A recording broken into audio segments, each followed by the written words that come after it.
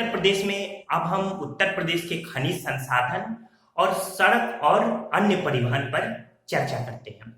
इससे पहले कि हम खनिज संसाधन की तरफ बढ़े, पहले मैं सड़क परिवहन की चर्चा किए देता हूँ। प्रश्न महत्वपूर्ण यहाँ से पूछे जाते हैं। इन दोनों टॉपिक को मिलाकर एक दो प्रश्न तो पूछ ही लिए जाते हैं उत्तर प्रदेश विषय से। तो राष्ट्रीय राजमार्गों की लंबाई की दृष्टि से उत्तर प्रदेश का देश में प्रथम स्थान है। उत्तर प्रदेश में राष्ट्रीय राजमार्गों की कुल लंबाई यानी नेशनल हाईवेज एनएच की कुल लंबाई 8,483 किलोमीटर है। ये आंकड़े 2016 तक परिशोधित हैं। आंकड़े बदलते रहते हैं। अगर नए कोई आंकड़े आए तो आंकड़ों के साथ आपको करंट अफेयर्स के साथ बने रहना चाहिए। फिलहाल के लिए 8,483 किलोमीटर। उत्तर प्रदेश से गुजरने वाला सबसे लंबा एनएच नेशनल हाईवे कौन सा है? तो पहले इसका नाम नेशनल हाईवे एनएच 2 था, जो कि नाम परिवर्तन की श्रृंखला में अब इसका नाम NH 19 हो गया है और इसका विस्तार भी हुआ है, यानी NH 19। ये वही NH 19 है जो कि GT रोड यानी ग्रैंड ट्रंक रोड का भी हिस्सा है। ग्रैंड ट्रंक रोड की यहाँ चर्चा करना अपेक्षित है। ग्रैंड ट्रंक रोड लगभग 322 ईसा पूर्व चंद्रगुप्त मौर्य द्वारा, मौर्य साम्राज्य के संस्थापक थे चंद्रगुप्त मौर्य द्वारा ग्रैंड ट्रंक रोड सर्वप्रथम बनवाया गया था पाटलिपुत्र से लाहौर तक। पाटलिपुत्र से ये लाहौर तक था। इसके बाद अशोक ने भी इसमें कुछ नवीकरण किया। धीरे धीरे शेरशाह सूरी ने, सूर साम्राज्य, जब ये मध्यकालीन इतिहास के संदर्भ में आप पढ़ेंगे शेरशाह सूरी को, तो शेरशाह सूरी ने इस जीटी रोड ग्रैंड ट्रंक का बृहद स्तर पर विस्तार किया और टूटी फूटी और बेकार हो चुकी सड़कों को पूरी तरीके से नया बनाया। यही कारण है कि जीटी रोड बनाने का जो श्रेय दिया जाता है वो शेरशाह सूरी को दिया जाता है। लेकिन अगर प्रश्न पूछे सर्वप्रथम ग्रैंड ट्रंक रोड यानी जीटी रोड को किसने बनवाया था, तो आपका सही उत्तर होगा चंद्रगुप्त मौर्य। यहां मैं चर्चा किए देता हूं। जो शेरशाह सूरी ने इसका विस्तार किया था वो पटना से आगे यानी चित्तगांव, हिंदी में कहे तो चित्तगांव के कॉक्स बाजार, जो कि बांग्लादेश में पड़ता है, वहां से लेकर काबुल अफगानिस्तान तक। शेरशाह सूरी के समय भारत के अंतर्गत आप जानते हैं बांग्लादेश पाकिस्तान जैसा कोई अस्तित्व नहीं था, संपूर्ण भारत ही था और भारत का जो विस्तार था वो अफगानिस्तान की सीमा तक था। तो इस तरीके से ये जो सड़क बनी, इसका जो सबसे पूर्वी हिस्सा है वो कॉक्स बाजार है बांग्लादेश में, जो कि चितगांव से शुरू होता है, और सबसे पश्चिमी हिस्सा काबुल अफगानिस्तान है। भारत के कौन कौन से हिस्से, महत्वपूर्ण हिस्से इस ग्रैंड ट्रंक रोड में पड़ते हैं, इसे मैं आपको बता देता हूं। कोलकाता, पटना, वाराणसी, प्रयागराज, कानपुर, आगरा, मथुरा, दिल्ली, पानीपत, लुधियाना, अमृतसर, ये भारत के प्रमुख जो शहर हैं ये पड़ते हैं। इसके अलावा अन्य भी शहर हैं, जबकि पाकिस्तान में लाहौर, पेशावर, रावलपिंडी, इससे होते हुए यह सड़क काबुल तक चली जाती है। 3,670 किलोमीटर यह लंबी सड़क अपने आप में भारतीय उपमहाद्वीप में बहुत मायने रखती है। तो इस तरीके से आपने ये जीटी रोड यानी ग्रैंड ट्रंक रोड देखी। ग्रैंड ट्रंक रोड से भारत की जो प्रमुख एनएच यानी राष्ट्रीय राजमार्ग जो जा रहा है वो है NH 19। अब वो NH 19 हो गया है, ध्यान रखिए। पहले ये NH 2 था। अभी भी जो आपको किताबें मिलेंगी 2017-18 वाली, उसमें आपको NH 2 ही लिखा होगा, लेकिन आप जानिए NH 2 को अब NH 19 कहा जाता है, जो कि दिल्ली से कोलकाता तक विस्तारित है। ये दिल्ली से कोलकाता तक। याद रहेगा कि उत्तर प्रदेश से गुजरने वाला सबसे लंबा NH, अगर आपके ऑप्शन में NH 2 हो तो ठीक है, अदरवाइज NH 19 आपके ऑप्शन में सही उत्तर होगा। फिर उत्तर प्रदेश राज्य सड़क परिवहन का गठन कब हुआ? 1 जून 1972 को। उत्तर दक्षिण एवं पूर्वी पश्चिम गलियारे, उत्तर दक्षिण यानी जो श्रीनगर से लेकर कन्याकुमारी तक जाता है, और पूर्वी पश्चिम अभी आपने ये देखा, तो ये दोनों गलियारे एक दूसरे को जिस स्थान पे काट रहे हैं उस स्थान का क्या नाम है? झांसी। बहुत बार पूछा गया यह प्रश्न है कि उत्तर दक्षिण एवं पूर्वी पश्चिम गलियारे एक दूसरे को किस स्थान पर काटते हैं? तो उत्तर प्रदेश के झांसी पर काटते हैं। ये जो उत्तर दक्षिण गलियारा है जो कि श्रीनगर से लेकर कन्याकुमारी तक है, ये NH-44 के नाम से जाना जाता है। भारत का सबसे लंबा NH है NH-44। पहले इसे NH-7 तो पहले इसे NH-7 के नाम से जानते थे, जो कि अब NH-44 यानी NH-44 के नाम से जाना जाता है, और इसका विस्तार वाराणसी से बढ़ाकर श्रीनगर कर दिया गया। यानी श्रीनगर से लेकर कन्याकुमारी तक भारत का सबसे लंबा राष्ट्रीय राजमार्ग। यमुना एक्सप्रेसवे। कुछ हम उत्तर प्रदेश के अंदरूनी सड़कों की बात कर ले जो कि काफी महत्वपूर्ण है आपकी परीक्षाओं के लिए, जिसमें हम Yamuna expressway, Lucknow Agra expressway, Purvanchal greenfield expressway और गंगा एक्सप्रेसवे, ये 4 एक्सप्रेसवे देखेंगे। तो सबसे पहले यमुना एक्सप्रेसवे, जिसे पहले ताज एक्सप्रेसवे भी कहा जाता था, जो कि ग्रेटर नोएडा को आगरा से जोड़ता है।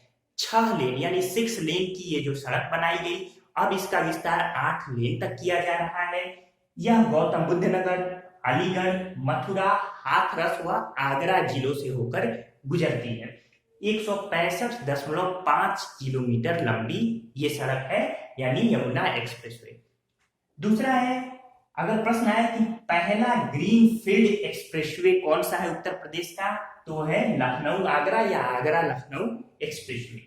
यह भी 6 लेन की एक्सप्रेसवे है, 302 किलोमीटर लंबी है, जिसे 21 नवंबर 2016 को तत्कालीन सपा सरकार ने इसे प्रारंभ किया था।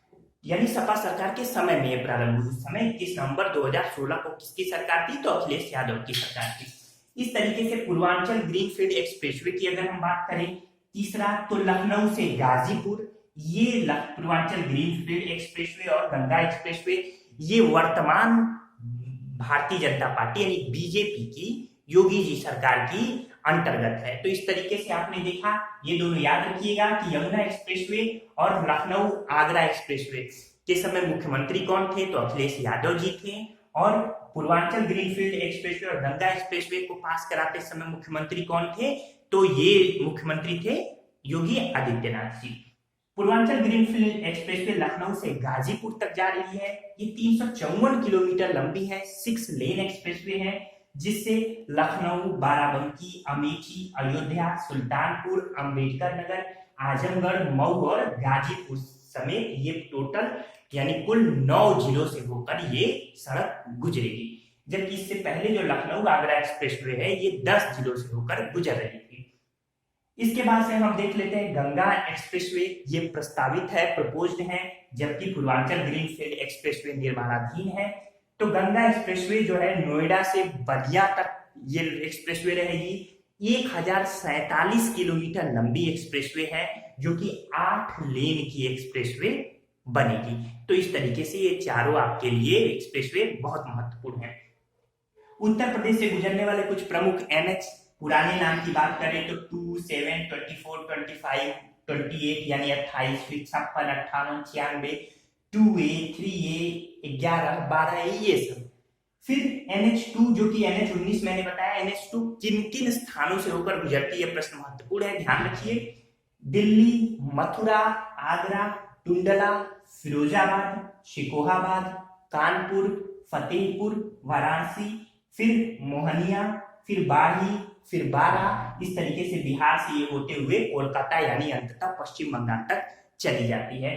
तो NH19 या NH2 किन किन क्षेत्रों से होकर, किन किन प्रमुख शहरों से होकर गुजरती है, ये आपने देख लिया। इसके बाद से मैं बात करूं वाराणसी से काठमांडू बस सेवा, जो नेपाल भारत नेपाल मित्र बस सेवा के नाम से भी जानी जाती है, कब शुरू हुई थी? 4 मार्च 2015 से शुरू हुई थी। तो इस तरीके से आपने जितनी भी प्रमुख सड़क परिवहन यूपी विशेष हो सकते थे, वो सब आपने यहाँ देख लिए। इसे बढ़िया से पढ़ते रहिए, मैं बार बार कह रहा हूँ, नोट्स बनाते हुए चलिए। अगला है रेल परिवहन। तो उत्तर प्रदेश में पहली जो ट्रेन चली थी वो प्रयागराज से कानपुर चली थी 1859 में, 1859। कुल रेल नेटवर्क की यूपी में बात करें तो 9167 किलोमीटर है, रेल नेटवर्क के मामले में उत्तर प्रदेश का देश में पहला स्थान है। विश्व का सबसे लंबा प्लेटफॉर्म गोरखपुर है। ये लगभग 1355 मीटर लंबा है, यानी लगभग मान के चले तो 1 किलोमीटर 355 मीटर लंबा है, जो कि प्लेटफॉर्म नंबर 1 के नाम से जाना जाता है। इसी लंबे प्लेटफॉर्म पर प्लेटफॉर्म नंबर 1, 2 और 2A ये तीनों हैं। इसके बाद से उत्तर पूर्वी रेलवे का मुख्यालय कहाँ है? गोरखपुर में है, जबकि उत्तर मध्य रेलवे का मुख्यालय प्रयागराज में है। 2003 में मुख्यालय बना था, प्रयागराज यानी इलाहाबाद। उत्तर प्रदेश में कुल रेल डिवीजन कितने हैं? तो 9 रेल डिवीजन है। डीजल बनाने का कारखाना उत्तर प्रदेश में महुआडीह में है, जो कि वाराणसी में है, जबकि सवारी डिब्बे बनाने का कारखाना लालगंज, जो कि रायबरेली में है। इसके बाद भारत का सर्वाधिक लंबा रेलवे यार्ड कौन सा है? पहले इसे मुगल सराय रेलवे जंक्शन के नाम से जाना जाता था, लेकिन अब इसे पंडित दीनदयाल उपाध्याय जंक्शन के नाम से जाना जाता है। ये भी वाराणसी के पास ही है। तो भारत का सर्वाधिक लंबा रेलवे यार्ड याद रहेगा पंडित दीनदयाल उपाध्याय जंक्शन। पहले इसे मुगल सराय के नाम से जाना जाता था। तो इस तरीके से उत्तर प्रदेश की जितनी भी सड़क परिवहन, रेल परिवहन हो सकते थे, जितनी भी महत्वपूर्ण ही मैंने चर्चा कर दी। वही परिवहन हम आगे चर्चा करेंगे। तो मुझे उम्मीद है कि आपको बेहतरीन रूप में ये समझ में भी आया होगा, आप नोट्स बना रहे होंगे। चलिए अब आइए, अब हम उत्तर प्रदेश के खनिज संसाधनों की चर्चा करें। यहाँ से मैचिंग में फिर ऐसे ही प्रश्न छोटी बड़ी एग्जाम में आपके UP SSC, UPPSC या जो भी उत्तर प्रदेश के परीक्षाएं हो, उनसे यहाँ से प्रश्न तो पूछे ही जाते रहे हैं। सबसे पहले राज्य खनिज विकास निगम की स्थापना कब हुई थी? तो 23 मार्च 1974 को हुई थी। उत्तर प्रदेश के कुछ खनिज और क्षेत्र की बात करें उससे पहले हम ये कुछ पॉइंट देख लेते हैं। उत्तर प्रदेश खनिज दृष्टिकोण से एक निर्धन राज्य है, बहुत ज्यादा संपन्न नहीं है। देश के कुल खनिज का 1 से 2% ही उत्तर प्रदेश में मिलता है। क्या कारण है कि ये खनिज दृष्टिकोण से निर्धन राज्य है?